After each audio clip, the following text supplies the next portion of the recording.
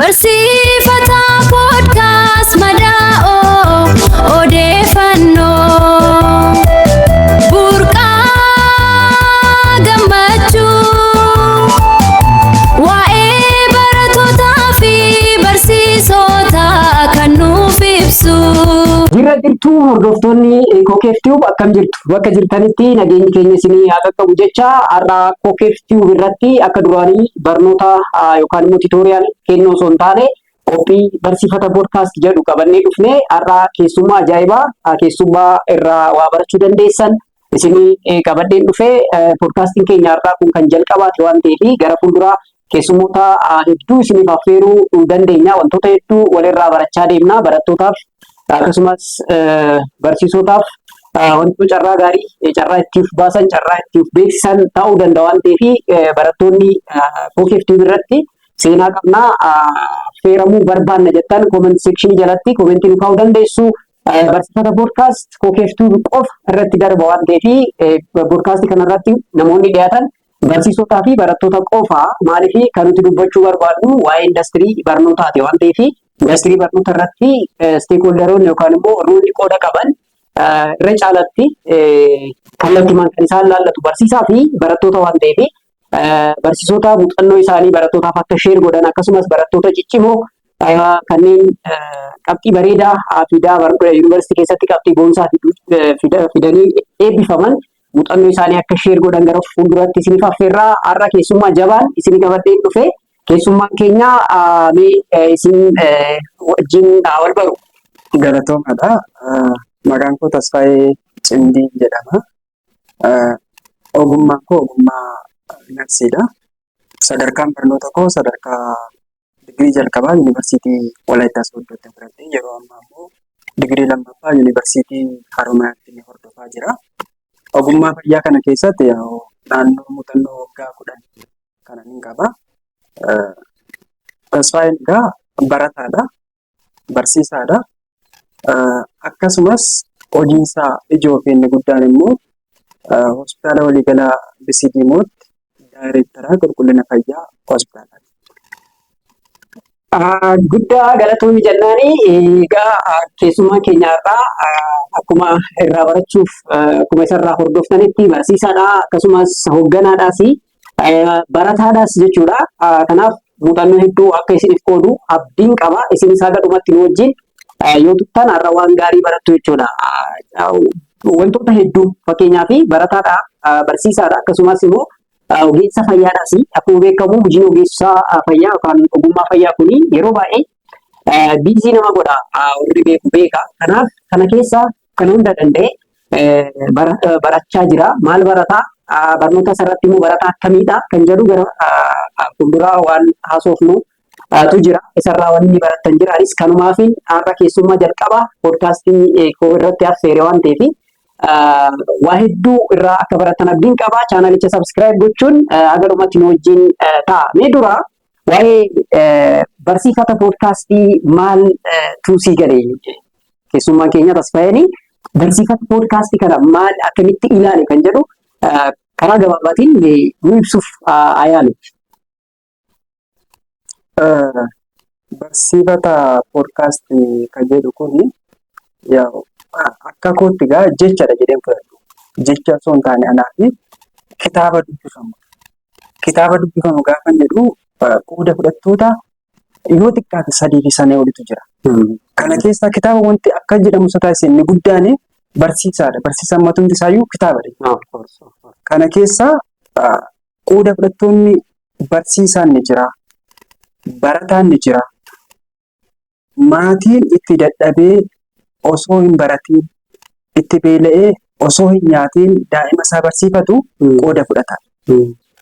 Inni dhumaa fi barsiifata akka jedhu walumaa gala isaa keessatti outcome yookiin galmi isaa eessa akka jedhu namni barate tokko galmi isaa beekamuu qaba. Eenyuu fi biyyaa, maatii isaa, ofiisaa. Jalqaba ofiif nama ta'etu maatiif ta'a, nama maatiif ta'etu biyyaaf ta'a. Saniif barsiifata poodkaastiin kun kitaaba dubbifamudha. Yoo bananii ilaalan waan baay'ee irraa barachuun danda'ama. Ilaalcha jedhu. Exactly. Galatoomii jennaani egaa keessummaan keenya Tasfaayeen sirnaan nu ibsuu danda'eera. Barsiifata podcast nutu gaafa qophii kana qopheessuuf yaadnu mata duree kana murteessuu irratti waa hedduudhaan kan nuti ilaallee qopheessuu dandeenye.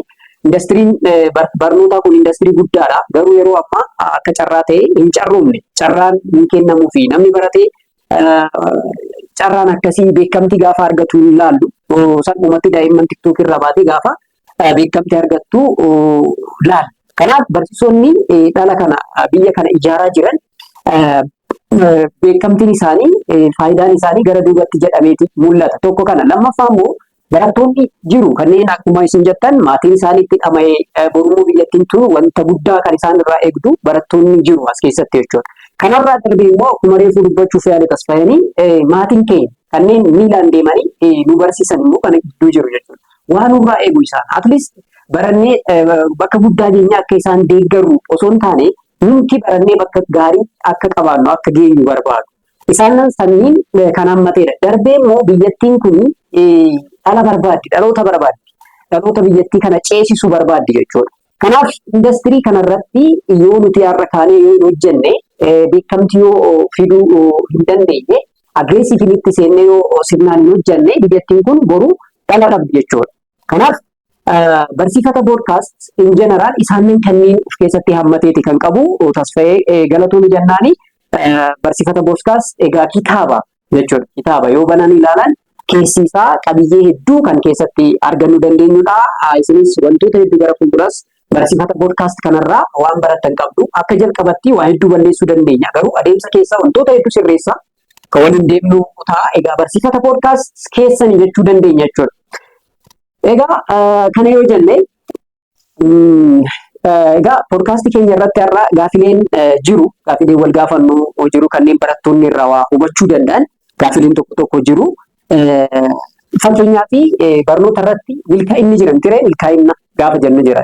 Success milkaa'inni mee maali isiniif akkamitti ilaaltame tasfaayeen milkaa'inna gaafa jennu jeneraalii maal jechuudha. Milkaa'inni kun immoo barattoota biratti milkaa'inni akkamitti ilaallama. Milkaa'inna gaafa jennu barataan milkaa'inna akkamitti haa hubatu. Milkaa'inna kana keessatti immoo qoonni maatii, qoonni barsiisaa akkasumas qoonni barataa mataa isaa maal jettee yaaddame waa'ee milkaa'inna kaasuun baay'ee murteessaadha waan ta'eef barnoota keessatti. Milkaa'inni anaaf galmadha. Galma gaafa jedhu galma bira gahuudhaaf ka'umsatu jira jechuudha. Namni galma kaayyoo qabu kaayyoo hubate sana bira gahuudhaaf adeemsa hedduu haalli mijataan jiraachuu dhiisuu mala.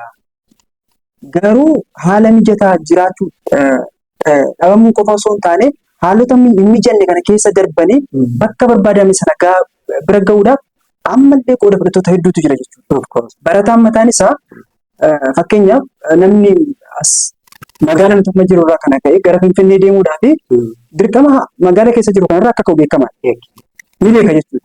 Garuu eessa ga'uu barbaade Finfinnee ga'uu barbaade jennaan Finfinnee milkaa'inni isaa Finfinnee ga'uu yoo ta'e Finfinnee gaafa ga'edha jechuudha milkaa'inni isaa.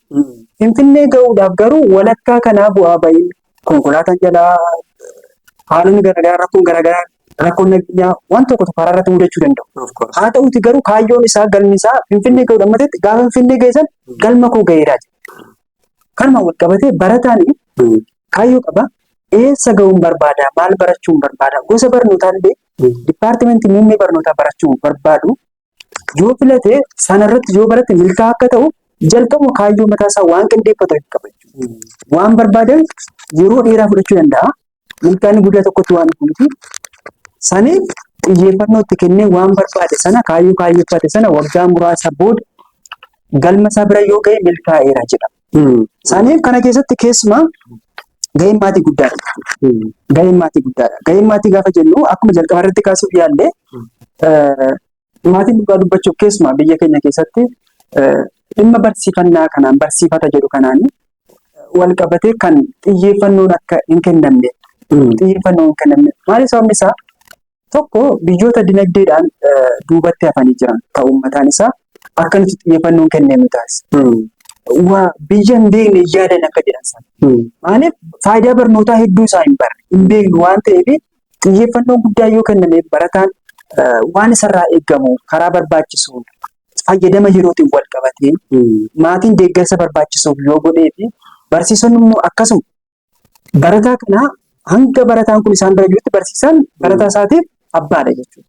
Abbaan immoo daa'imni isaa maal gochuu qaba, maaltu isa barbaachisaa qaba jedhu qixa sirriitiin yoo qajeelchee barataan sun adeemsa barsiisaan sun irra jiru hordofee galma isaa sana bira gahuudhaaf deema jechuudha.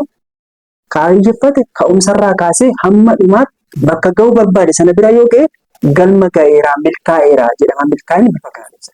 Galatoomii egaa milkaa'ina karaa adda addaatiin hiikama.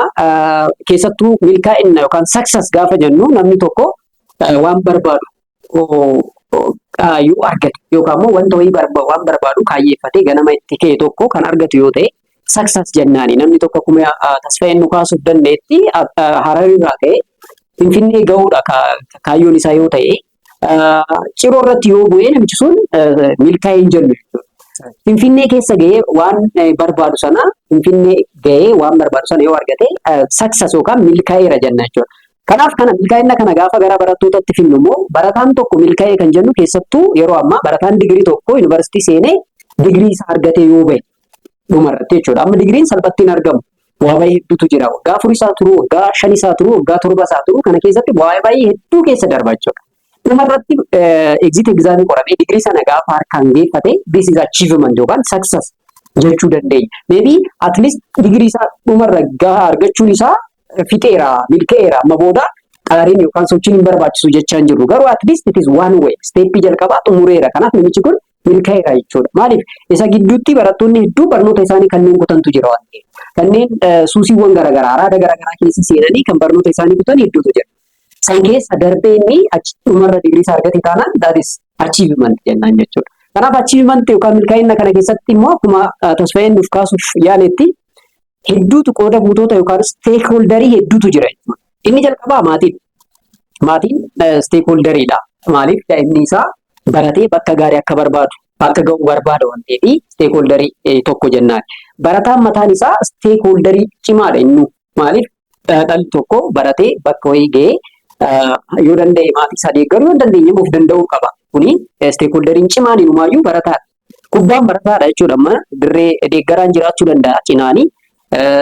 Riifariin jiraachuu danda'a. Kubbaan keenya jidduu kana garuu taphattoota sani kan goolii sana galchuu danda'a jechuudha. Barataan achievement yookaan milkaa'ina isaa keessatti qooda guddaa qaba.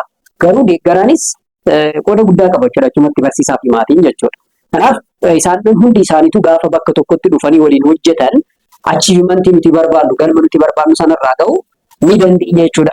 Wanti biraa asirratti wanni nu kaasuu qabdu Tasfaayeen hiriyyaan gahee qaba. Fakkeenyaaf ispeeshaalii gara yuunivarsiitiitti hafin nuti yuunivarsiitii keessatti hiriyyaan milkaa'ina barataa tokko yookaan namni tokko milkaa'uudhaaf hiriyyaan qooda qaba. Hiriyyummaa kana akkamitti ilaalte? Gaaffii gaariidha. Amma barataan yuunivarsiitii keessa jiru tokko maatii isaa bira hin jiru. Maatii isaa keessa bira hin jiru gaafa hin jedhu hawaasa keessatti dhalatee afaan beeku, aadaa beeku keessaa bahee addunyaa haaraa keessatti jechuudha kan hin dhaggeeffamu. Addunyaan kun immoo yeroo simattu addunyaan haaraa kun yeroo nama kana simattu haalota hedduu mijeessiti. Kan gaariis kan gaarii hin taanes. Filannoon immoo qooda fudhataan dirree kana irratti taphatu barataa kana. Barataa kana immoo sheeppi kan godhu hiriyaadha. Jecha tokko jiru waan yaadachiiste. Oromoon maal jedhaa? Hiriyaa kee naaf himi eenyu akka ati taate sitti himaa. Hiriyaa kee ati naaf himnaan bakka ati ooltu akkamitti akka ooltu waan ati hojjettu tilmaamuun natti ulfaatu. Waa takka. Baay'ee asirratti yaada keetii yaakutuuti Jimroon akkas jedha baay'ee. Tell your circle and I will tell you who you are. Eenyu akka taate sitti himaadha. Sarkiliin kan kee maaliin akka qabe yoo natti himte. Sarkilii gaafa jennu namni tokko sarkilii qaba. Hiriyoota hedduu qaba. Hiriyoota hedduudhaan marfamee jira. Kanaaf sarkiliin suni kan beekamu ta'e ati eenyu akka taate sittan himaadha. Maybe Jimroon gidee Oromoorraa korrejee kana beeku malee Oromoonis akkas jedha innis akkas jedha jechuudha tapha keetirratti. Barataan egaa erga mooraa seenee namoonni isa hordofan akka gaafa maatii bira jiru maatiin akkamittiin baate akkamittiin galte jedhee isa to'atu hin jiru. Barfatee illee yoo galee eessaa galte qabni jedhee isa gaafatu inni akka kan maatii sanaan garaagarummaa qaba. Maaliif umuriin irra jiru kun mataan isaa yuunivarsiitii galee jira nama of hoogganuu danda'udha. Gaafa si ba'e almost bakka akka seera biyya keenyaatti waggaa 21 maal kana olitti waan ta'u namni kun nama sadarkaa biyya kana hoogganuutiif illee filatamu waan ta'eef waan guddaatu sirraa eegamu jechuudha. Filannoo sanaaf illee gahuudhaaf as keessatti jechuudha bakki inni itti bilchaatee maachurdi ta'ee bahu. Galma eegame sana bira gahuudhaaf garuu kaayyoon isaa jalqabaa bira gahuudhaaf keessumaa deeggartoota san keessaa maatiin bakka jiru jira qooda mataa isaanii qaba. Barsiisaan qooda mataa isaanii qaba. Kan hiriyaa garuu keessumaa barattoota doormineet warra jennu kana kilaasmeet warra jennu kana waliin oolu, waliin bulu, waliin dubbisu sanii hiriyaa gaarii inni qabu kan inni dubbisnaa qormaata bor qabnaa osoo qormaan hin gahin dafnee dubbisna jedhee kan yaada kaasuu jiraate hiriyaa isa sana sheeppi gochaa deema jechuudha. Boca itti kennaa deema. Bocni isaa boodaa sun akka hin banne jechuudha. Saniif barataan jalqabumarraa hiriyaa eenyu waliin oolaa, eenyu waliin dubbisaa. Yoo bashannanullee ta'e bashannanuun murteessaadha. Garuu daangaan bashannanuu keenyaa hangami ka jedhu san hiriyaa isaa wajjin daangaatti godhata. Wanti hunduu daangaa qabaachuu qaba. Saniif barataan poozitiivii haa ta'u negeetiivii impaaktii ni qaba jechuudha hiriyaan hiriyaadha. Saniif keessumaa negeetiivii impaaktii warra baay'isan kana ni ilaallaa namadha waan ta'eef itti naannochuu hin danda'amu itti dhiyaatama. Yoo haalli isaa nuun mijannite yoo danda'ame nama sana yaaduuf deebisuudhaaf yaalla. Kaayyoon keenya yoo hin dandeenye garuu nutis yeroo keenya fayyadamuu waan qabnuuf yeroodha taa'ee nu eegu balleessuu hin qabnu jechuudha. Yeroo keenya qisaasuu waan hin qabneef warra poozitiivii impaaktii nurratti qabu faayidaa nu qabu borjillee tilmaama isaan wajjin jechuudha kan xiyyeeffannoo. Kanaaf hiriyaa filachuun baay'ee murteessaadha jechuudha. Saksas yookaan milkaa'ina reefuu nuti kaafne kana keessatti hiriyaan gahee guddaa taphata jechuudha. Wal nama kanaaf hiriyaa filachuun baay'ee murteessaadha. Yes, hordoftoonni chaanaalii keenyaa wanta gaarii akka argachaa jirtan abdiin qaba. Mee ceesisa boodaa kan waliin itti deebinu ta'a. Haaluma dhumatti nu wajjin tura. Chaanaalii keenya ammas warri subscribe hin goone subscribe gochuudhaan nu wajjin tura. Barsiifata podcast madaa'oo odeeffannoo burqaa gammachuu waa'ee baratootaa fi barsiisota kan nuuf ibsu bohaarsaa kan barsiisu waliin tura bashannanaa baradhaa. Walitti deebinee jirra. Egaa gaafiin itti aanu egaa Tasfaayeen akkuma reefu dubbanne hojjetaadha, hoogganaadha, akkasumas barataadha. Ana wajjinis kan nu barsiise bakka hojiis wal beekna. Garuu boor akka gara poodkaastii kanatti isa affeeru wanni na taasiseef barataa koodhas Tasfaayeen jechuudha. Kanaaf anis isa sirriitti hin beeka barnoota irratti muuxannoo isaa akka isiniif sheer godhu barbaadeetiin fide waan ta'eef amma kanatti maal gara gaafilee dhuunfaatti kan seennu ta'a jechuudha. Gaafiin keenya mudannoon ati daree keessa qabdu yoo jiraate kan jedhu ta'a. Mudannoon dhabamu akkuma beekamu gaafa barataa taanu mudannoon hedduutu nu mudata. Daree keessa ta'uu danda'a, daree alaa ati immoo carroomteerta. Akka tasaa hojjetaadhas waan ta'eef bakka hojiis mudannoo ajaa'ibaan dhabdu. Akkasumas hooggansi kunis rakkoodha. Nama hoogganuun baay'ee ulfaata. Hooggansa keessatti mudannoon ati dhabdu jedhee yaada. Boor garuu mudannoo daree keessaa ispeeshaalii kutaa dakaas ta'uu danda'a, amma kolleejjii keessas ta'uu danda'a. Wanni ati qabdu yoo jiraate sheer nu gootame. Mudannoon hin dhabamu. Of course. Keessumaa nan yaadadha daree keessumaa gara gadii gaafa jirru elementarii gaafa barannu I think kutaa arfaffaan baradha. Guyyaa tokko barsiisaa baay'ee nan jaalladhu.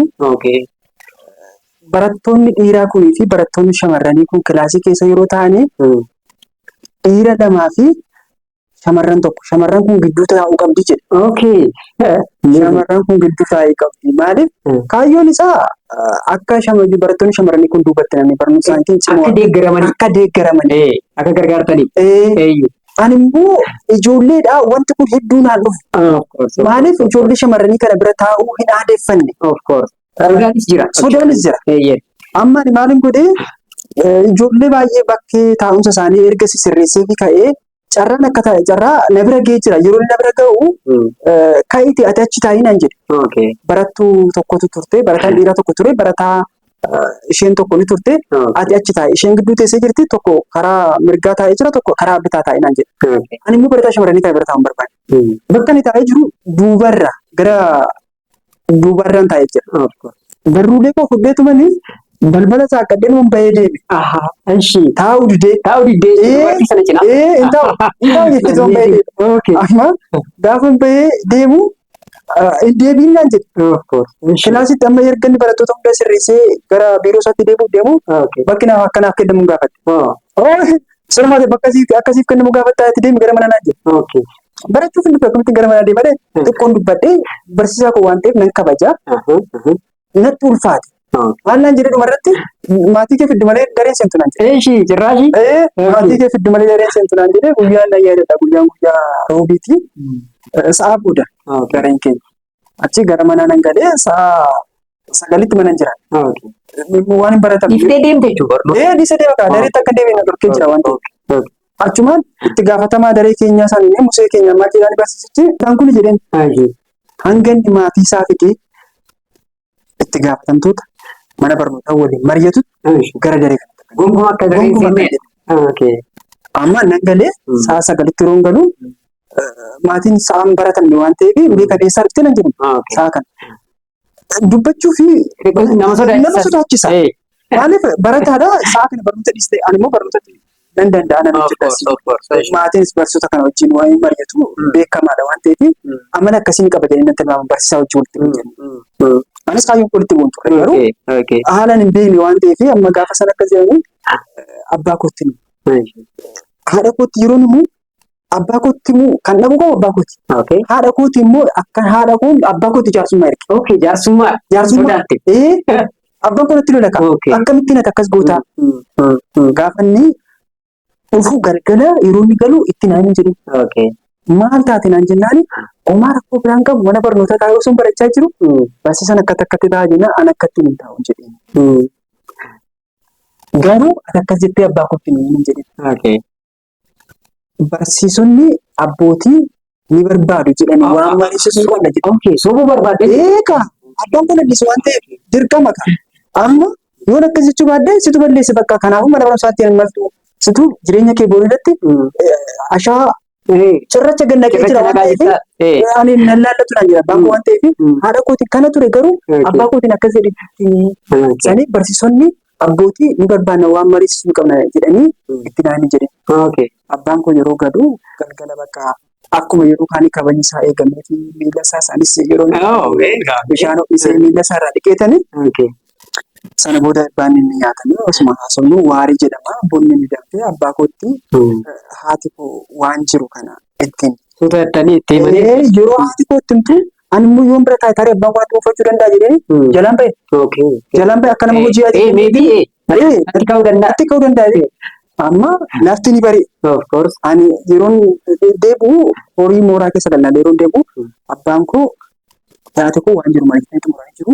Ani garuu ganama nan ka'e hojiitti bubbee ganamas. Balaasi deemu hin deemne. Sa'a booda barnoota booda. Abbaan koo mana barnootaa ni dhaqee akkaminaan jedhee ganama yeroo na gaafatu barsiisotatti sin barbaade hojiin haati koo galgala seetti jedhanii. Amma bifa kanaan booda maal godhaa abbaan koo mana barnootaa dhaqe. Yeroo mana barnootaa ga'u barsiisaan abbaa koo fi barsiisaan biirootti wal argan. Barsiisuun si ari'u jechuudha. Barsiisaan na arganii fi abbaan kee. Amma ani immoo barataa tokko fi biqiltuun bunaa tokko akka guddisnu kennamee jiran nuti barattoota 75 daree tokko keessa. Gibbii keessatti yookaan mooraa mana barnootaa keessatti irratti ijaarsa ijaarree bishaan guyyaa guyyaatti obaasnaa. Amma yeroo abbaan koo fi barsiisaan kun wal mari'atan dhaga'uun barbaadu deemee bishaan waraabuu deeme ammas. Amma bishaan waraabee bishaan biqiltuu kana obaasetanii gara dareetti dhufu. Yeroo gara dareetti dhufu itti gaafatamaan daree keenyaa sun ammas hanga abbaa kee gidduutti daree sessinaa jedhee jira jedhee daree keessan baasa. Ani isa durseen seenee kottu beenan jedhe. Abbaa koo fidee jira nagarree naan jedhetu harka isaa kana boottatee yeroo 3 mataa keessa. Reprezentaatiivii moo? Reprezentaatiiviin itti gaafatamtichi. Amma isin kutaa afurii baay'ee. Kutaa afurii. At least reprezentaatiiviin isinirraa guddaadha. Guddaadha. Dargaggeessa. Nama bultii illee hogganuu danda'u baay'ee sanatti. Amma baay'inaan jedhee yoo nama itti deebi'ee fideera jedhee deebi'ee dubbadde amma hin arguutuu danda'a waan ta'eef nan bahe. Amma yeroon alatti bahee jedhu barsiisaan maqaa waamuu dhufe. Yeroo dhufu Isuma barsiisichi. barsiisichumti. Okay. Yoo inni maqaa waame malee barsiisonni warri kaanii kilaasii seenan. Seenanii jenna akkas. Amma yeroo inni maqaa waamee ka'u akkan adabamuu fi barattoonni akkan irratti murteessaniif. Maal adabamuu qabaa? Ulee harcummee jedhanii ulee qalloo tokko jirti. Ishee cabsanii fidanii maal godhaa? Baratichi itti gaafatamaa Musee sanas itti kennee barsiisichi akkan adabamuuf barattoota mariisise. Meeqa haa adabamu jennaan warra kubbaa xixiqqoo kana waliin taphadhu homaayyuu adabamanii ni jedhan. Baay'ee jaallatu waan ta'eef. Warri kaan immoo giddu galeessumatti sadii jedhan. Warri kaan immoo xiqqoo ishee biyyaa barataadha waan ta'eef walitti kunis jettanii shan jedhan. Shan jedhan. Amma warri shanii sun waan jedhe akka hin laallee fi maalirraa buu ta'e akeekkachuuf hin jedhe. Ilaalla sodaatee mannise. Amma walumaa galatti sadiitti murteesse jechuudha. Harka akkasitti bal'istee jala qabda. Yeroo kaan tokko qabdee tokko jalaa fudhata. Akkasii. Akkamitti kan bitaa tokko jalaa fudhata. Erga tumamtee booda tokko fudhata. Kun garuu danda'amu jedhee sadanitti kenna. Sadan yeroo sadii na adabeetu osoo argamu jechaatu maal akkas hin danda'amu. Qilleessi qabnaan. Yeroo sadanii kilaasii kootti deebi'ee garuu akka carraatee bakka sanitti hin deebine dhageetan bakka dura sanitti deebi'e. Koobaa kan keessee jechuudha. Sayyoon sirraa bakka sana hin taa'u jedheetu maal bakki sun qabameera already yeroo hin deebisu. Intalattiin sitti mufanneera ishee. Intalattiin jidduu keessan kaa'an sun. Itti mufanne isheen maafila jibbaanis gagaayoo sammee. Amma yeroo sana isheenis ijoolleedha waan ta'eef waan agasmaraa dabarte waan naannessitee illee jiru. Naannessitee anaanaayis gochuun kun madaa ammas hin jiru. Anis kaayyoo sana osoo hin beekan akkasitti hin kaatu. Almost hin kaa'u. Osoo beekte hin kaatu. Osoo maali akka ammaa kana miti. Akka ammaa kana miti gaafa. Mudannoo baay'ee nama barsiisa. Maali akkas ture gaafa. Akka har'aa ta'e hin kaatu. Dhagnee jirteenya malee soofirraa. Silaa barbaadee jirteenya. Mudannoo bareedaadha. Barsiisaan dinqisiifattu jira. Yeroo barnoota keetti irratti barsiisaan dinqisiifattu. Kun gaaffii baay'ee akka carraatee miidiyaa kana argadhee dubbadde malee yeroo baay'ee akkamittiin galata barsiisaa kana ibsa. Barsiisaa walumaa galatti barsiisaadha. Kabajni dhugaa dubbachuu fi ani waan akka mana gaafatte kan dursee wanta hin kaasu barbaadu yeroo ta'e tokko ani ogeessa fayyaati. Amma waan dubbatu malee namni yoo sirriitti nu banne komiillee kaasuu danda'a baay'ee. Hin beekamu. Maaliif akka jedhe beektaa? Yeroo ta'e tokko daballi inni haa taasifamu wanti jedhu gaaffii fayyadu. Jennaan inni aanan jedheen daballi inni anaaf akkana taasifamu barbaadu. Jalqaba daballi inni tokkoffaarratti sadarkaa tokko lama jedhee osoo adda baasee warra ala buluuti. Ala buluu gaafa jedhu qaama nageenya. Qaama nageenya. Kunin manaaf baay'ee. Nuti waaqa gaditti sababa isaan ala bulaniif mana keessa bulu. Lammaffaa immoo barsiisotaaf hin jedheen. Akkamitti akkas jechaa jiran? Waan hin jedheefi natu beekan jedheen. Dogoggoruu hin danda'a. Isin dogoggoruu hin fakkaatu danda'a garuu ani itti yaadeen dubbadde waan ta'eef ilaalcha kooti. Maaliif jennaan barsiisaan abbaa keenya haadha keenya irraa nu fuudheetu itti gaafatamummaan itti kenname nu barsiisuudhaaf bakka nuti homaa hin beeknetti ijoolleen ture. Ni rakkis, ni jeequ. Amala keenya kan hunda nu danda'eetu sadarkaa nuti har'arra jirru kanarra nu gahe. Sanaaf keessumaa kutaa tokkoffaa yeroo seenu barsiisonni nama reebu jedhani. Warri sodaachisuun jira. Jennaan erga nama reebutee mana barnootaa kana naqu jedheen. Garuu waggaan keetu gaafa ijoolleen huccuu bitatanii deemuudhaan anis mana barumsaa galuun qaban jedheen. Nan naqe. Barsiisaa Taayyee Xaafaa Dhugumaa jedhama. Barsiisaa kutaa tokkoffaatti. Yeroo eessa ture baay'ee? Meebii barsiisaan kunis dhaga'uu danda'a akkaataa isaa miidiyaa irraa. Barsiisaan kun eessa ture manni barumsichaa? Manni barumsichaa godina Shawaa Lixaa. Aanaa Daannoo mana barumsaa Xabboo jedhama. Xabboo sadarkaa tokkoffaa jedhama. Barsiisaa Taayyee Xaafaa Dhugumaa jedhama. Egaa osoon homaa hin beekin amma waan hedduu dubbisuu barreessuu danda'een jira. Inni garuu maal na barsiise? Aana barsiise. Qubee jalqabaa jechuudha. Qubee jalqabaa. Qubee jalqabaa sana osoo na barsiisuu baatee jiraate zaa sana biraan ga'u jechuudha. Haadha amma zaatti dubbisuun akkuma jalqaba milkaa'inni maaliif jennee kaayyoon irra kaayyeeffanne kana bira ga'uudhaaf ka'umsi barsiisaadha jechuudha. Exactly.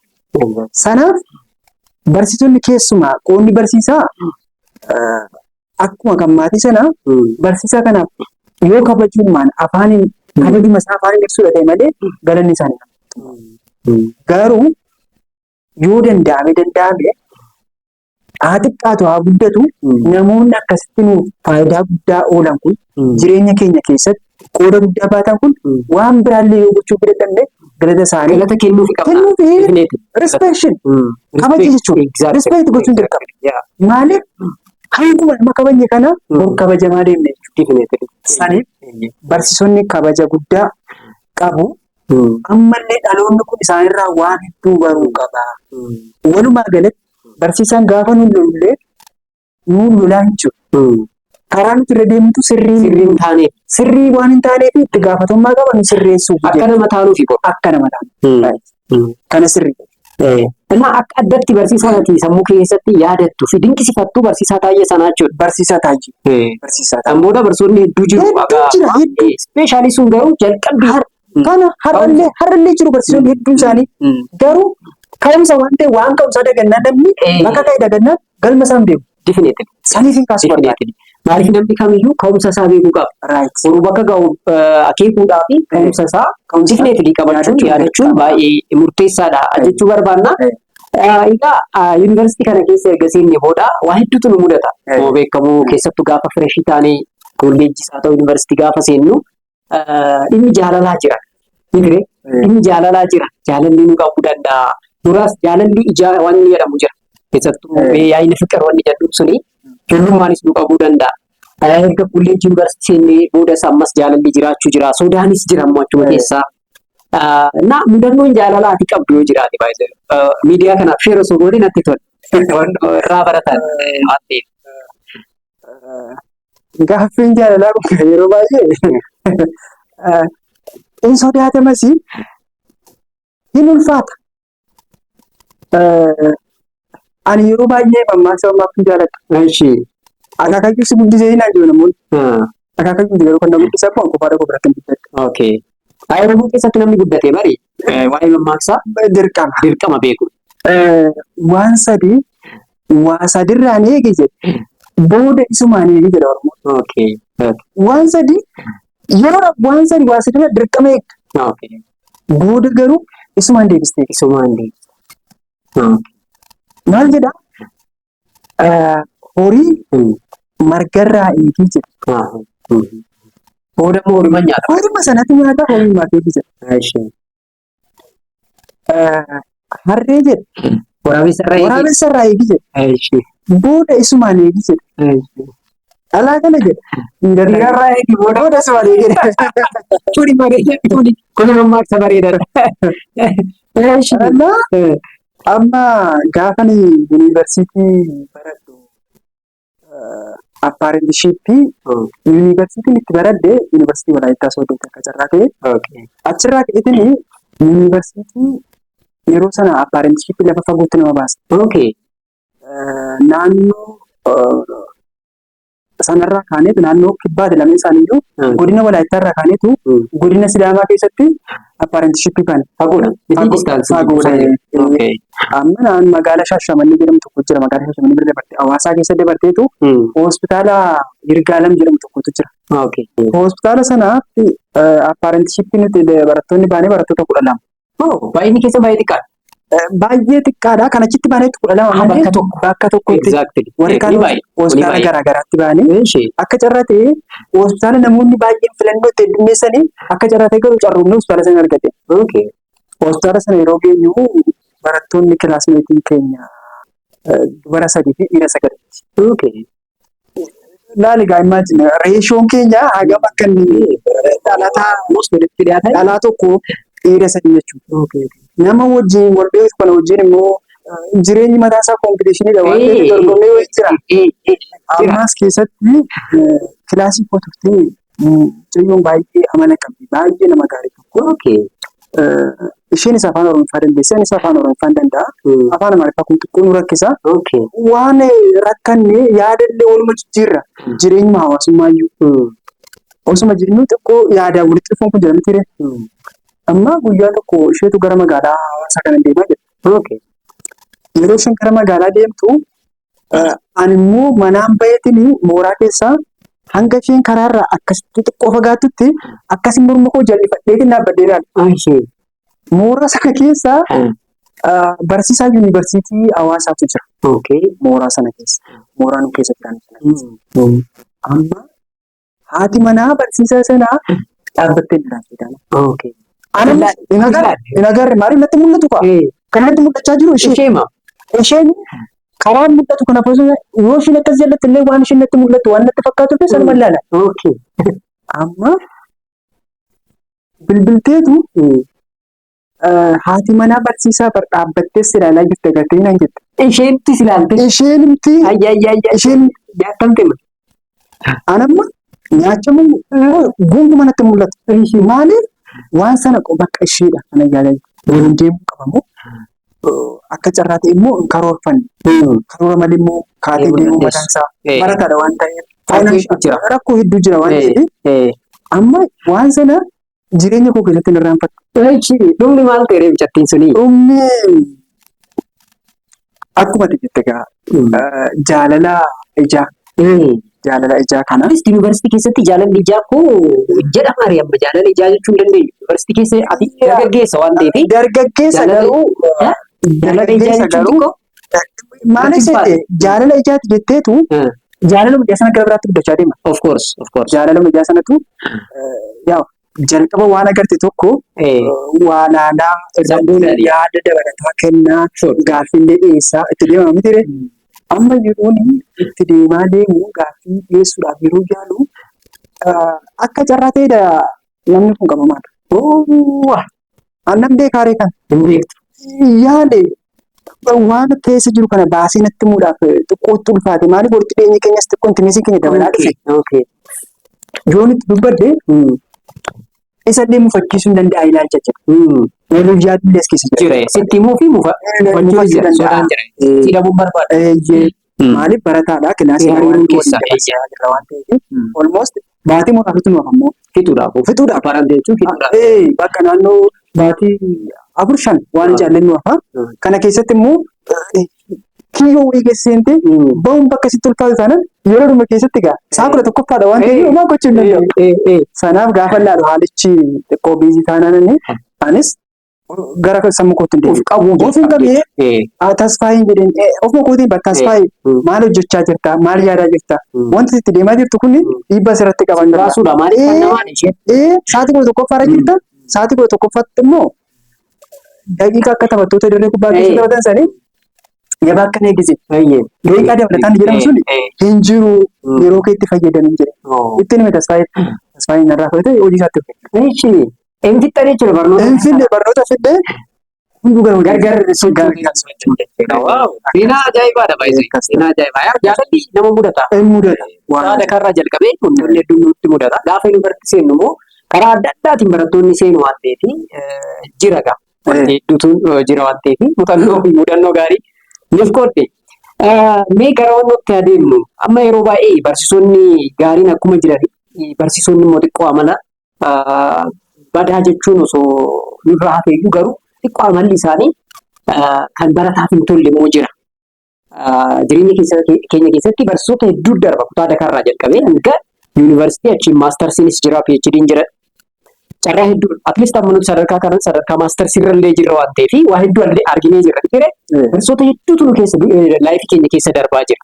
Barsiisonni gaariin akkuma reefu kaaftee hanga ammaa kan yaadannu jira sammuu keenya keessaa dabalataan hedduu yaamuu dandeenya. Barsiisonni xiqqoo amalli isaanii wannoo ta'e laayifii kan keessa darban jiruu yoo jiraate immoo atleast maqaa isaanii tuquun barbaadu. Amalli isaanii sun maal ture osoo maal ta'e wayya jettamee baay'ee waa'ee barsiisota kanneen kaasuun bareedaadha. Barsiisonni kunis chaanaalii kana ilaalu waan ta'eef isaanis irraa waa baru waa'ee. Wal barsiisuun hin badu. Amma gaaffiin kun gaaffii bareedaadha. Dhugaa dubbachuuf kan amma barsiisaan kun badaadha. Amala gaarii qabu. Jechin jedhee ittiin dubbadhu almost all jechuun danda'a barsiisota hin madaalu. Jechi kun garuu namni akkuma bifti keenya Garaagara dhibba ta'e. tokko yoo ta'e amalli keenya sama dhibba tokko. Namni hundi amala wal fakkaataa qaba jennee tilmaamuus hin qabnu Eeguus hin qabu. eeguu hin qabnu garuu sadarkaan nuti ammaa barataa gaafa barsiisnu eenyu barsiisaa jirra. Dhaloonni nuti barsiisaa jirru kun dhaloota jaarraa meeqaffaati? Maal nurraa barbaadu?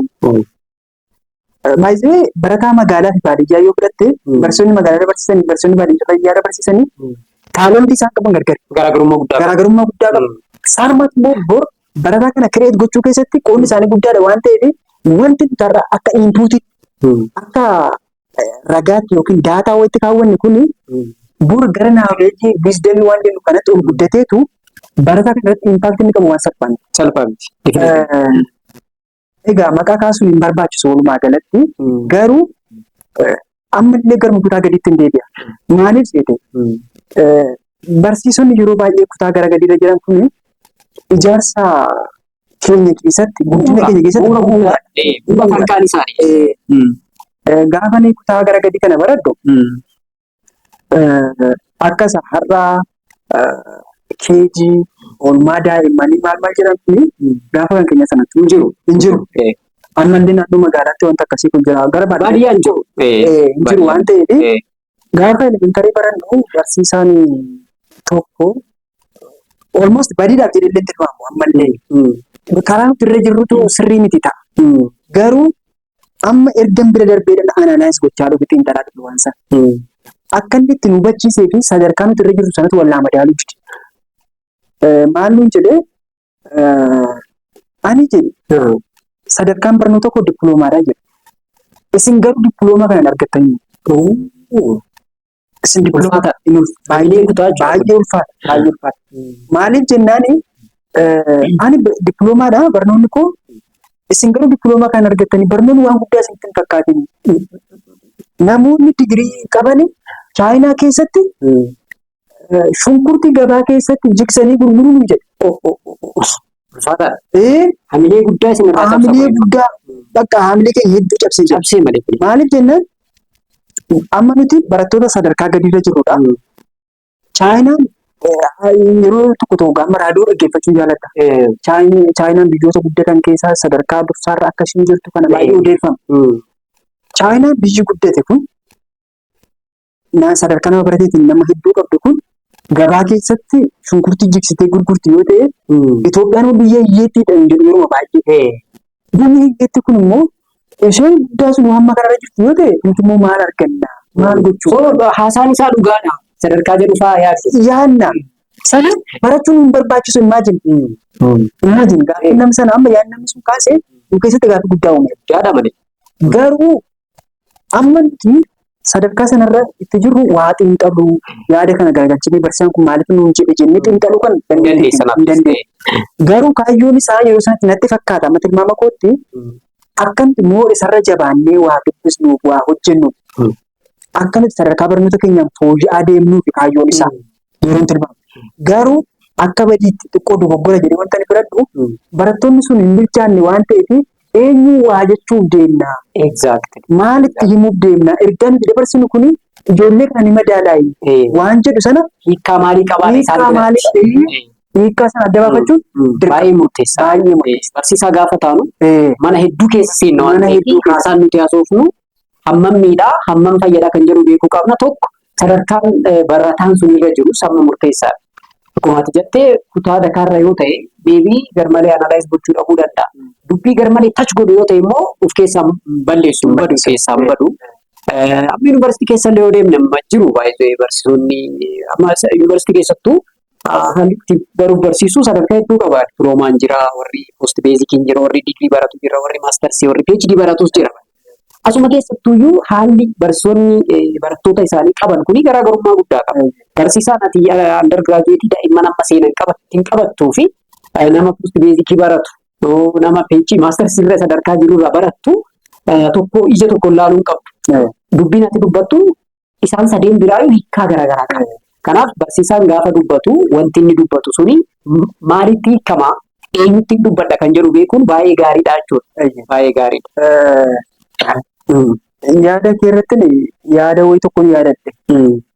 Egaa warra sadarkaa gadi irratti nu barsiisan qofa komannu asumallee amma sadarkaa yuunivarsiitiitti illee sadarkaa kolleejiitti illee gaafa laallu keessumaa sagantaa poost beezik piroogiraamii kanarratti barsiisonni yeroo barsiisanii namoota umuriidhaan illee isaanii ol ta'e yeroo itti barsiisan jira. Umuriin nama abbaa isaaniif ta'u deebisanii akka abbaatti barsiisuu isaanii. Amma akka ijoollee warra regulaar piroogiraamiidhaan baratanii yookiin akka warra jeneerikii sanaa ergaa keenya akka sanatti dabarsine yoo jenne tarii dhiibbaa qabaachuu danda'a. Dhiibbaa guddaa qaba. Maaliif namni gaafa barnoota baratu haala mijanne keessatti barata. Dhugaa dubbachuuf. Maaliif akkuma waliigalaatti akka biyya keenyaatti gaafa ilaallu haala mijataa miti. Chaalenjii hedduu jira. Garuu namoonni fakkeenyaaf carraa barnootaa kaaniin osoo PhD qabanii osoo maastarsii qabanii duubatti deebi'anii waa hojjechuuf yookiin galma kaawwatan bira gahuudhaaf barnoota seektara biraatiin haa ta'u yookiin dipaartimentii muummee biraatiin barnoota bira baratan jiraachuu danda'u. Namoota kana akkuma akka isaan waa homaa hin beeknetti baay'ee gadi buusnee ilaaluu qaba. Adeemsi baruu barsiisuu immoo mataan isaa barsiisaan waan beeku sheer godha. Waan beeku waan dubbisirraa waan halkan dirree dhabee dubbisirraa waan muuxannoo garaagaraa jireenya isaa keessatti mudaterra. Warri hojiitti bobba'anii immoo poost beezikii kanaan immoo gara sadarkaa barnootaatti deebi'an kuni waan biraa jireenya isaa barsiiseera sanis. Jireenyis barsiiseera. Jireenyi sun immoo akka isaan waan jireenya dabarsan sana irratti muuxannoo isaanii akka isaan namaaf qoodan jireenya mataa isaa nama barsiisa baay'ee. Namni baratu jiraannaan jedhan.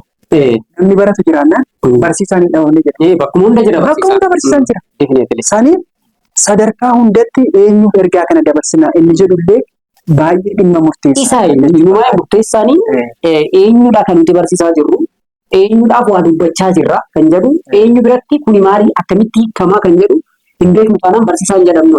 Kuni barsiisonni kana dhagaa jiranis yaada kana akka hubatan akka fuudhanitti fayyadaman abdiin qaba. Maaliif dhala gara barsiisa. Akkuma jettee namni karaa adda addaatiin barata.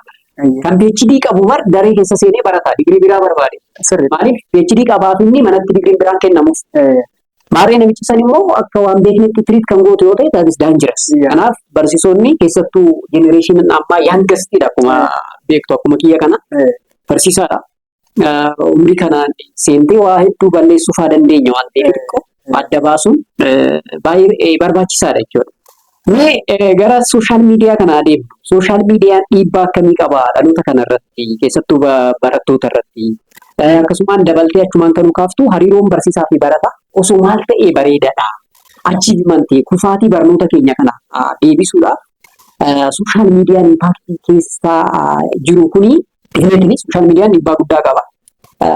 Barsiisaa fi barataan immoo hariiroon isaan uuman ammas barnoota keenya fooyyessuu keessatti gahee guddaa taphata. Kanaaf hariiroon keenya osoo maal ta'e wayya sooshaal miidiyaan kun immoo dhiibbaan inni qabu ija keetiin akkamitti ilaalla? Hariiroon barsiisaa fi barataa gidduu jiru madaallii kan eeggatu ta'uu qabu. Madaallii gaafa jedhu barataa fi barsiisaa walitti hin siqin walirraa waan baratanii yookiin akka barbaadetti gaaffii hin gaafatin jechuu qabu. Dhaloota amma nuti keessa jirru jenereeshinii kanatu kabaja barsiisaaf qabu sana gabbuusa.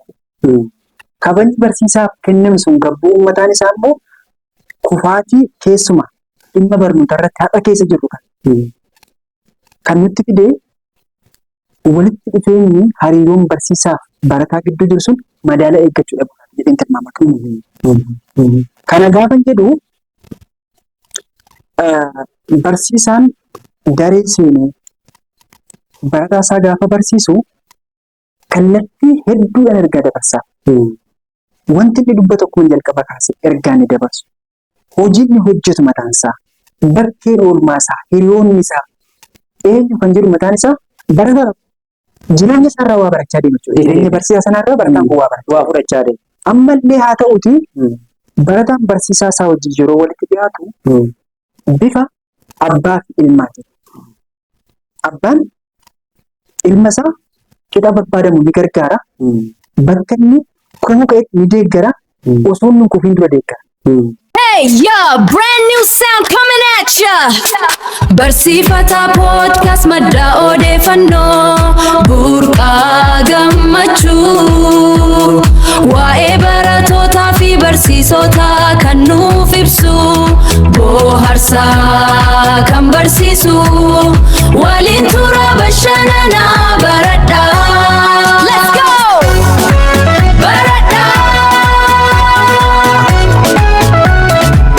Saniif barsiisaanis akkuma abbaa sana dirqama waan qabuuf osoo barataan kun hin kufiin rakkoo hamaa keessa osoo hin galiin jalqabumarraa kaasee piroomoot gochaa yaada isaa deeggaraa waan gargaaramu qabu gargaaraa akka inni dubbisu jajjabeessaa muuxannoo isaarraa qoodaa fi barsiisa.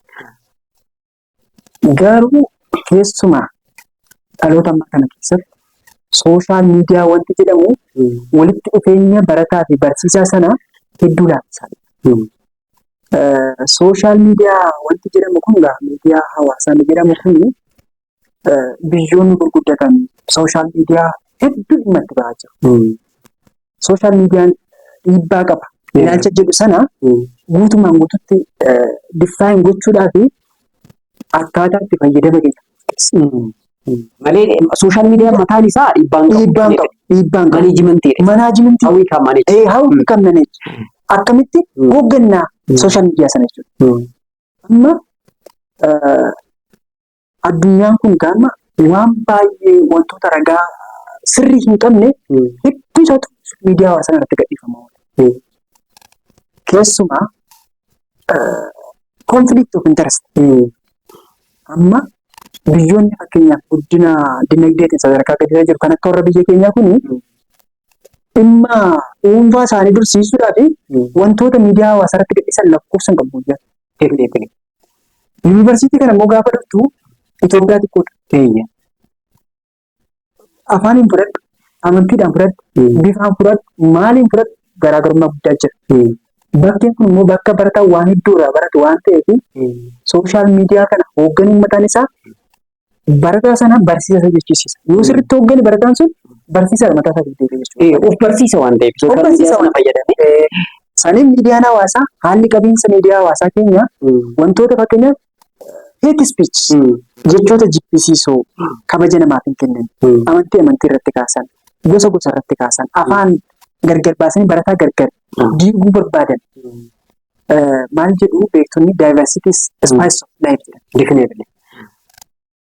Garaagarummaa akka mi'eessituutti fayyadamu jireenyaati malee waa balleessuu haa xiqqaatu garaagarummaa sana dhiphistee waan fooyya'aa takka fiduuf kaayyoon isaa. Saniif miidiyaan hawaasaa kunis manneen barnootaa keessatti keessumaa yuunivarsiitii dhaabbilee barnoota olaanoo kana keessatti haalli fayyadamiinsa keenyaa barataan sun sooshaal miidiyaa sun itti fayyadamu hedduu impaaktii guddaa irratti qaba. Saniif fayyadamiinsa keenya taayimii yeroo keenya dubbisa keenya irratti dhiibbaa akka hin qabaanne feesbuukii jira, instaagiraamii, teelegiraamii, tiiktook keessattuu yeroo ammaa eenyutti xiyyeeffannaa jedhu sana adda baasuudha. Filachuudha jechuudha isas. Filannoodha. Amma addunyaan kun sirriitti ishee filannoo sii kennite. Filannoo sii kennite kan si barbaachisu garuu sitti filata. Sitti filata. Akkaataa itti fayyadama kee taayimii yeroo kee laabiraarii seenuudhaaf sooshaal miidiyaa irratti fakkeenyaaf googilii seentee waa sarchi gootee yuutuubii irraa waan siin galle tokko laaftee gaaffilee hedduu sitti ulfaachuu danda'u. Yeroo kana immoo barsiisaa qofa hin eegamu.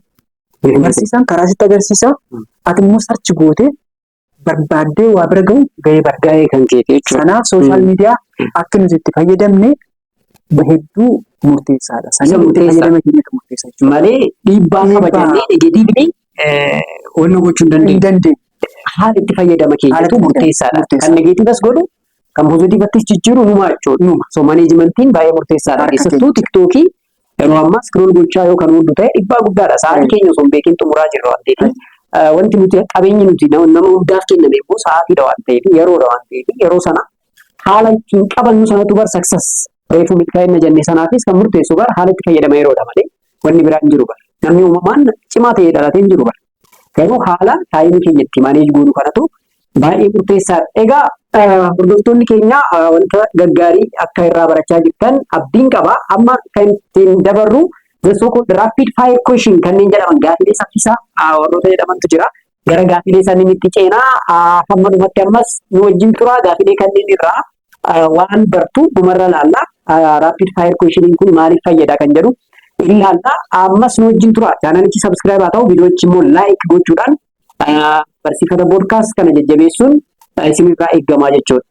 So kallattiidhaan gara rapid fire question yookaan immoo gaafilee saffisaa kan inni itti adeemu. Mee maalirraa hubatta gaafilee kun maal jechuudha? Rapid fire question yookaan gaafilee saffisaa. Gaafilee saffisaa kun maaliif nu fayyadu laata? Gaafileen saffisaa kun maqaan isaanii saffisaa waan ta'eef dandeettii nuti darnee waan tokko analyze goonu. Definitely IQ keenya madaala jechuudha.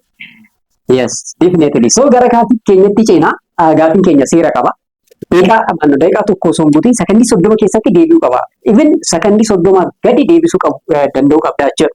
Gaafilee kurnan qabna. Gaafilee kurnan kana daddaftee xumuruu danda'u sirra jira jechuudha.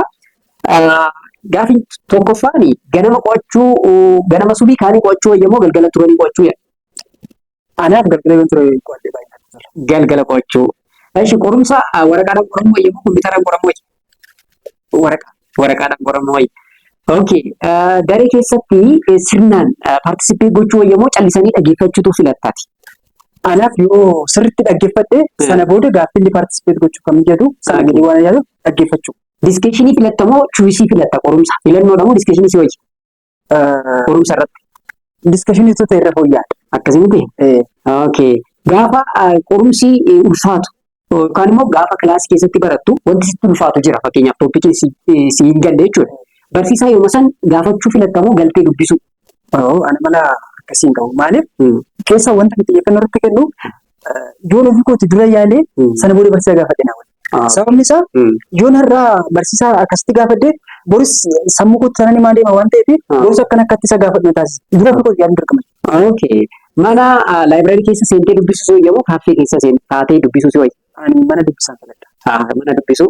Keessumaa koornerii irra barataa fayyaa gaafa taate koornerii irra keessi dubbista. Definitely. Maaliif kun amma keessumaa bakka itti teessu murteessaadha jechuudha. Ija namaa sagalee tokko tokko dhaga'uu diddaarraa distarbansii garaagaraa notifiikeeshinii garaagaraa bilisa taatee dubbisuu wayyaa akkasuma. Okay. Amma interview irra jirraa miti. Interview godhamuu wayyamoo interview gochuu wayyaa? Bakka kiyya buusii wayyamoo bakka kee taa'uu kana wayyame? Namni yeroo baay'ee beekamaadha miti gaafatamuu sodaata. Gaafatamuu sodaata waan ta'eef osoo hin gaafadhe jechuun tola. Okay. Amma osoo jedha manni barumsaa osoo barachuu baatte yookaan barnoonni osoo jiraachuu baatte wanti ati nan ta'a jettee yaaddu jira yookaan hojiin osoo barachuu baatte kanan hojjedhaa ture kan jettu jira. Sun egaa ijoollee baadiyyaa ture. Qonnaadha bareeda.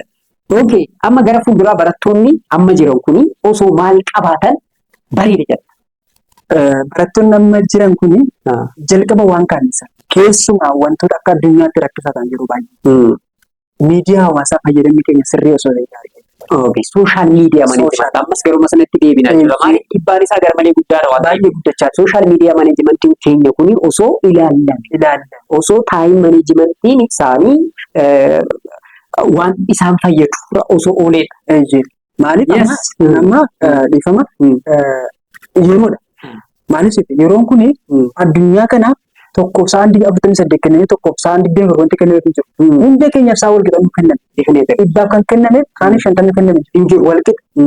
Sanaan maal ta'a akka inni itti fayyadama keenya immoo tokkoof parsantii dhibba akka inni achi godhu tokko immoo akka inni uumaa wajjin hin goones taasisaa jira. Sanaaf itti fayyadamni miidiyaa hawaasaa kun dhiibbaa guddaa waan qabuuf keessumaa garaan yeroo baay'ee itti fayyadama miidiyaa hawaasaa keenya kana wallaaluurraa erga guyyaan qormaataa ga'e jala dubbisu wanni akkasii jira. Ganama dubbisee dhaqee hunduu sammuu keessa jira waan yaadachiiste. Gurbaa tokkotu gaafa yuunivarsiitii jiru barsiisaan gaaffisa gaafate. Jala geetu dubbise. Barsiisaan gaaffisa gaafatu peeshenti saayidiidha. Gaaffiin akkam ture jedheen barataan isaa hiriyaan isaa tokko arganne ba'e. Jennaan gaaffiin akka inni bareeda ture garuu akka inni itti na gaafate rakkoo qaba jedhe. Maaliif jennaan hunda dubbisee sammuu keessatti qabateetu adda baafachuu wallaalee. hunda shamadadee galee. Shamadadee Kuni montaa. adda baafachuu dadhabde. Kanaaf kuni maal nutti hima dursanii dubbisu. Qaacceessanii fixuu. Sana malee sarganyaa mataa barbarii kan tasu akka amarri jetti suni dumbaasu ta'u. Kanammoo kan fidaa jiru sooshaal miidiyaadha. Yeroo baay'ee yuunivarsiitii keessatti immoo keessattuu yuuziin dasrooyaa. Duraan maal gochaa dubbista gaafa qormaanni gahee dubbistamaa jira. Wanni akkasii sun dhiibbaa guddaa qaba. Gara fuulduraa barattoonni sooshaal miidiyaa isaanii maaneejii osoo godhanii wanta isaan barbaachisu irratti osoo xiyyeeffatanii kaayyoo isaanii osoo beekanii biyyattiin tuni maatiin isaanii waan guddaa akka isaan irraa eegdu osoo beekanii baay'ee filatamaadha. Egaa rapid fire question yookaan gaafilee saffisaa keenya irratti akka waa barattan abdiin qaba.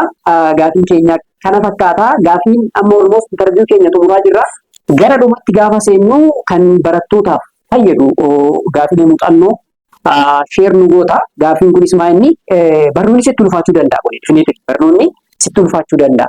Barnoonni sitti ulfaatee jiraate asin dura yoo jiraate immoo akkamitti dabarte barnoota ulfaatu. Keenyaaf barumsa kana maan dabar dhufaa jennaan yeroo baay'ee ulfaata. Barumsa kana bakka akkamitti akka darbu jettee sodaatte yuunivarsiitii keessa faayyuu ta'uu danda'a yeroo baay'ee. Barnoonni akkasiis mudatee beekaa. Yoo beeke immoo akkamitti dabarte chaalenjiin maal ture? Wanti barataaf ati muuxannoo kan kee qoodduuf yoo jiraate osoo qooddee bareedadha. Barataa ta'e egaa barnoonni natti ulfaanne jedhanii dubbachuun xiqqoo ni ulfaata. Sobaas. Ni jira waan ta'eef barnoonni ni ulfaata. Barataan amaluma isaarraayyuu waan hin beekne barachaa deema waan ta'eef itti ulfaata. Gaafa itti ulfaatu anamma gaafa kan goota akkam godhaa barnoonni gaafa natti ulfaatu yeroo koo akkan mooditti kennuuf. Xiyyeeffannoon akkan itti kennuuf. Natti ulfaachuun mataan isaa akka chaalenjiitti miti kanan fudhu. Akka carraati. Waan biraa diigaa otu godhee akkan dubbisee waan biraa irra fooyya'aa ta'e baruuf carraa naamu. Saniif yoo barnoonni ulfaate dhiphachuun barbaachisu. Jalqaba namni sun of tasgabbeessuu barbaachisa. Yeroo hin qabu akkamiin godhaa akkamitti dubbisee waliin gaa of dubbisuun barbaachisa. Riilaaksii of boqochiisu, of tasgabbeessu. Sana booda taayaan manaajimentii isaa effektiivili yoo fayyadame laabiraarii seenee hiriyoota isaarraa warra dursanii isa dubbisan siineroota isaarraa waan baay'ee sheer gochuu Information. Barataa yuunivarsiitiitti immoo information baay'ee Qabdu taanaan nyaatamte. Saniif baay'ee murteessaadha jechuudha. Saniif keessumaa barnoonni gaafa ulfaatu kana namni waan baay'ee sarcha akka amma addunyaan kun baay'ee osoo waatti ulfaachuu baate waa kireetiin goote. Rakkoon wanta hedduudhaaf ifan. Probleemiin jiraachuudha baay'ee. Probleemiin sochoonu kan taasisu. Amma saayinsii fayyaa keessatti innoveetar warri jedhaman tokko jiru. Kalaqa adda addaatiin. Kalaqoota adda addaa. Saayinsii fayyaa qofa keessatti kan Saayinsii adda keessa jira. Amma innoveetaroonni kun wanti isaan akka waan kana godhan isaan taasise waan isaan mudannoo wayii qaban. Mudannoo isaanii irra isaan dhaabbataniitu waa akka isaan kireet godhan kalaqaa akka isaan isaan taasise.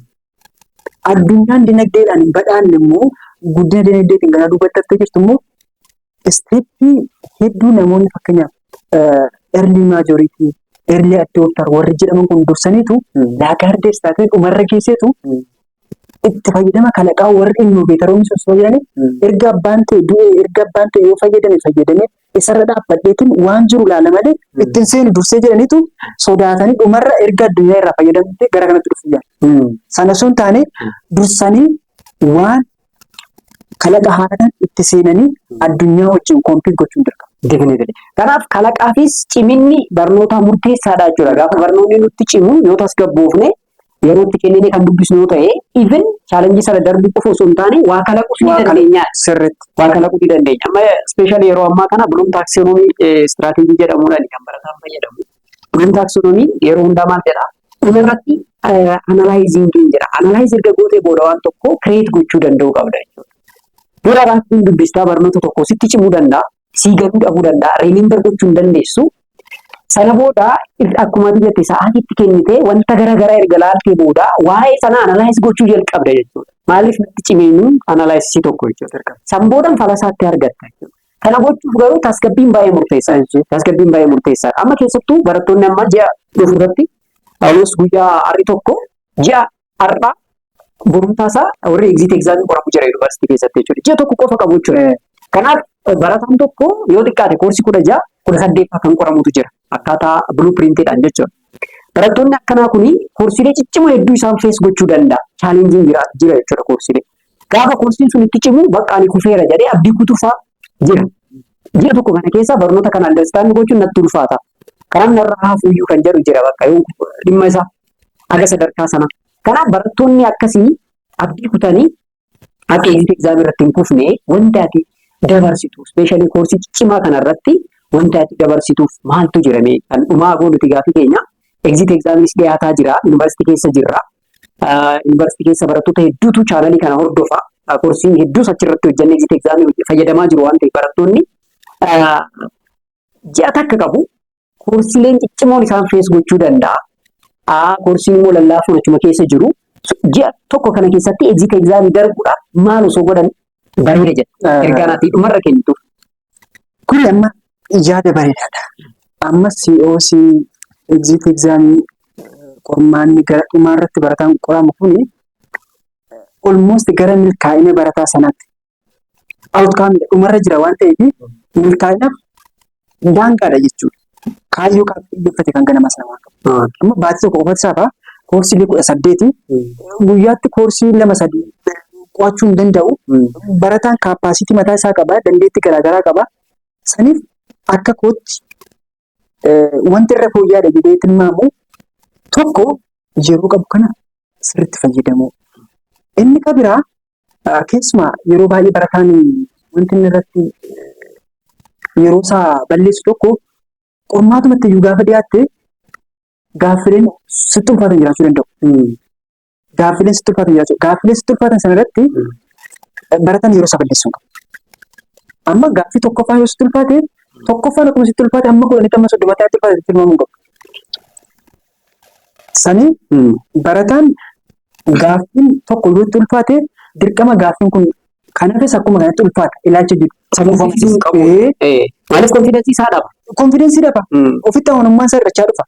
Saniif gaaffiin tokko yoo ulfaate gaaffii kan biraatti darbee yaalee gaaffilee yeroo dheeraan fudhan irratti fookas godhee sana erga hojjete booda gaaffilee xiqqoon ulfaate yoo tilmaame sana irratti rivaayis gochuu qaba. Gara duubatti deebi'ee barnoota illee gaafa dubbisu amma koorsii 16-18 fudhata jennee jira. Koorsii 18 kana keessa koorsiileen hundi wal qixa ulfaatan. Yeroo inni qabu xiqqaadha waan ta'eef kamiyyuu dura dubbise dafee hubachuu hin danda'a. Koorsiilee jedhu sana koorsii 2-1 tokko gaafa jala ajjeesaa deemu dandeettiin ofitti amanuu isaas dabalaa deemu. Akka kanatti yoo deeme irra fooyya'aadha. Definitely. Kanaaf koorsiilee sanniin filachuu qaba. Yeroo qabu dippilii dubbisuudhaaf yeroo hin jiru ji'a tokko koorsii 18 fi kanaaf maal godhuu qaba? Tokkoffaa akkuma ati jettee yeroo kanatti agreessively dubbisuu danda'uu qaba. Wanta isa disturb godhan irraa bilisa ta'uu qaba. Koorsiilee salphumatti understand godhu dubbisuu danda'uu qaba. Koorsiilee garmalee itti cimu irratti immoo sa'aatii isaa guutuu hin qabu. Maaliif meebii parsantii tokko ka parsantii 2 gaafii koorsii cimaa sanarra kan dhufu. Isaaf jedhee koorsii sassalphoo osoo hin dubbisiin osoo waliin gahee yoo achi dhaqee bakka guddatu isa mudata waan ta'eef sa'aatii keenya priority kan kenninudha. Prioritiidhaan qoqqooduu qabna jechuudha. First priority, second priority, last priority jedhee akkasitti yoo hojjete bareedaadha. Ergaa jedhu dabarsuu barbaanna. Egaa qabiyyeen keenya kanarraa kanuma fakkaata. Viidiyoo keenya barsiifata podcast kanarraa waan gaarii akka barattan abdii qabna. Turbee keessummaa biraa qabannee wal arginaa. San duratti garuu chaanalii keenya subscribe akkasumas barattoonni seenaa keessattuu yuunivarsiitii keessa wanti nuti qooduu barbaannu jira. Kanneen jettan description irratti telegiraamii chaanalii qabna, bilbila qabna, imeelii qabna. Sanarratti inboxing gochuu dandeessu.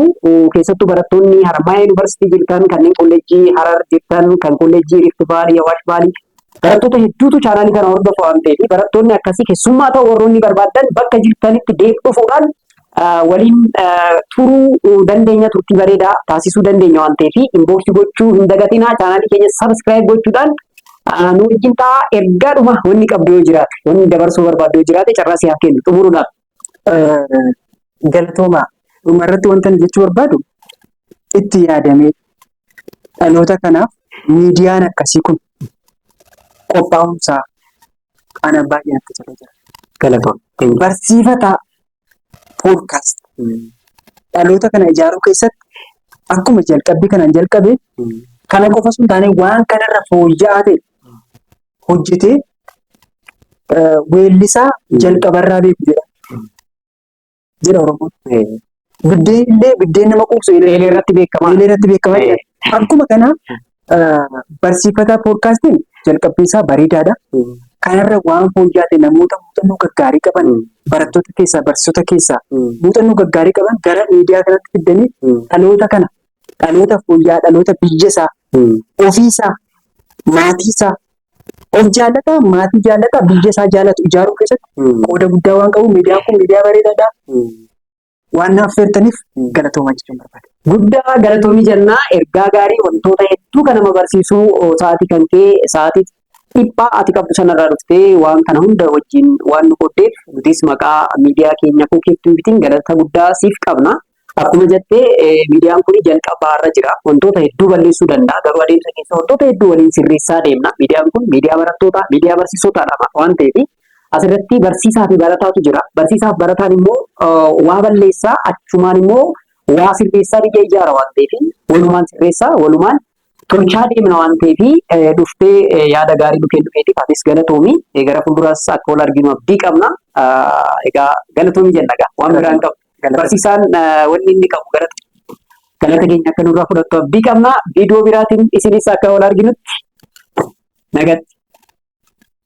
Barsiifata podcast madaa'oo odeeffannoo burqaa gammachuu